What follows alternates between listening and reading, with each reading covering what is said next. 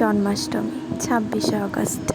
যদিও আমি 26 তারিখ কিন্তু জন্মাষ্টমী পালন করিনি, আমি 27 তারিখ জন্মাষ্টমী পালন করেছিলাম। 26 তারিখ সকাল সকাল স্নান ধ্যান সেরে নিয়ে মা তুলসী দেবীর কাছে সংকল্প নিয়ে আমি আমার জন্মাষ্টমীর ব্রতটি শুরু করি। ব্যস্ততার কারণে তোমাদের সাথে আমি পুরোপুরিভাবে ভিডিও শেয়ার করতে পারছি না, বাট কিছু কিছু ক্লিপ তোমাদের সামনে তুলে ধরে। এই পাত্রটা রং করছিলাম জন্মাষ্টমীর ডেকোরেশনসের জন্য, আর তালের পিঠে করেছিলাম 27 তারিখ। কে বাড়িতে তালের পিঠে করেছো বা তালের বড়া করেছো জন্মাষ্টমীতে? তালের পিঠে বা তালের বড়া করার পর কিন্তু আরও অনেক কিছু করা হয়েছিল, কিন্তু সেগুলো ওই যে প্রথমেই বলে দিয়েছিলাম যে আমি পুরোপুরিভাবে সবটা ভিডিও করতে পারিনি।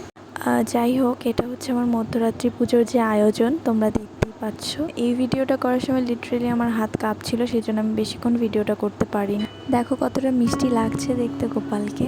জন্মাষ্টমীর মধ্যরাত্রির যে অভিষেক আর ভোগ নিবেদন, সেটা কিন্তু আমি 12টা থেকে 1টার মধ্যে শেষ করে দিয়েছিলাম, এবং তারপরেই কিন্তু আমি গোপালকে কিছু ভোগ নিবেদন করেছিলাম। হ্যাঁ, সেটা অন্নভোগ না। ভোগ নিবেদন শেষে গোপালের আরতি করে কিছুক্ষণ গোপালের সামনে বসে তার আরাধনা করে আমি কিন্তু মধ্যরাত্রির পুজোটা শেষ করেছিলাম। ঠিক সেই রাতে আর না ঘুমিয়ে কিছুক্ষণ জেগে থেকে আমরা কিন্তু ভোরবেলা উঠে ভোগ নিবেদনের জন্য রান্নাবান্না শুরু করে দিয়েছি। আর এটা কিন্তু একদম ভোরবেলা, ঠিক 3:30 কি 4টে বাজে।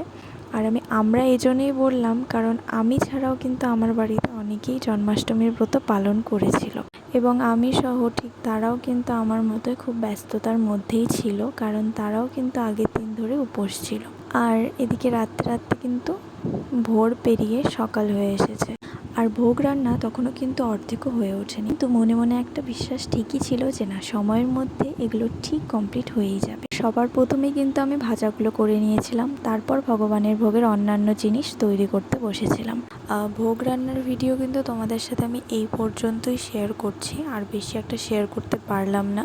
তোমরা ভোগ দর্শনটা একদম ভিডিও শেষে করে নিও। এদিকে ভোগ রান্নার পর আমি কিন্তু তাড়াতাড়ি চলে গিয়েছিলাম গোপালের পঞ্চামৃত স্নান দেওয়ার জন্য, যেখানে আমি গোপালকে দুধ, দই, ঘি, মধু দিয়ে স্নান করিয়েছিলাম।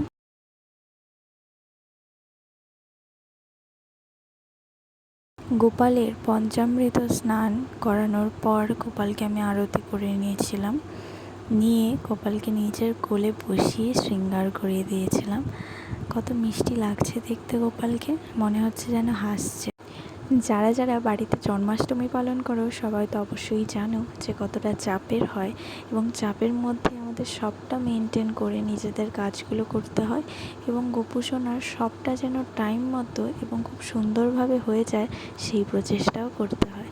কথায় আছে, ভোগ দর্শনে নাকি দুর্ভোগ কাটে। চলো তোমরাও গোপুসোনার জন্মাষ্টমীর মহাভোগ দর্শন করো।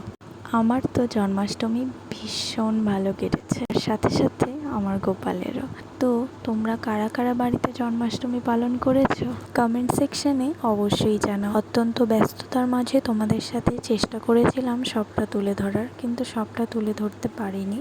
এত ব্যস্ততার মাঝে যেটুকু আমার দ্বারা সম্ভব হয়েছে সেটুকুই তোমাদের সাথে শেয়ার করেছি। দেখা হচ্ছে আবার নেক্সট ভিডিওতে।